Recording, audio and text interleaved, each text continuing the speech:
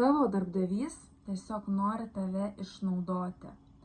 Tai, ką tu jau žinai. O verslas tave išmokina kažko naujo.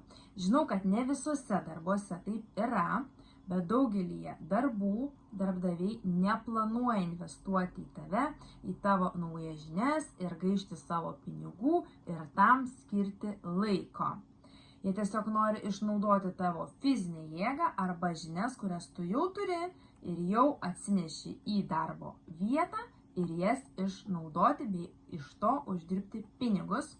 Kai tu ateini į verslą, į tinklinės rinkodaros verslą, kompanija yra suinteresuota į tave investuoti, kad tu uždirbtum didesnius pinigus, tau padėti šiame moderniame pasaulyje pritaikyti žinias ir pasiekti tavo norimus rezultatus.